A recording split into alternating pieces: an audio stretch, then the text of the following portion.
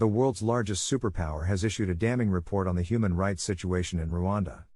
In response to apparent atrocities being seen in the African nation, the U.S. State Department has raised serious concerns over the treatment of those caught up in Rwanda's troubled society. The report comes as the British Home Secretary, Suella Braverman, has recently revealed a controversial £120 million scheme which would send any migrant coming to the UK through irregular means to be repatriated to Rwanda, whether they claim asylum or not.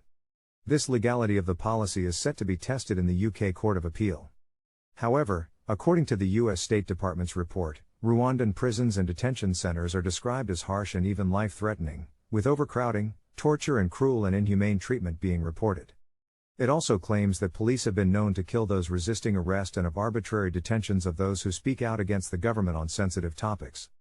While the British Home Office has defended the Rwanda policy by stressing the new housing estates being built in Kigali, the findings in this report suggest that many of the refugees will be deported to a country where human rights are barely any better than the nation they fled from. The U.S. State Department has issued a powerful statement on Rwandan human rights, and while the British Home Secretary might regard its critics in the UK as part of a left-wing blob, it's questionable whether this report can be so easily dismissed. This report shines a light on the potential of a system of callous deterrence for those looking for safe harbor in the UK with little consideration for an individual's rights or well-being. The US State Department's report serves as a stark warning that should Britain push forward with its proposed Rwanda policy, it may be sending refugees to a country not much better than the one they fled from.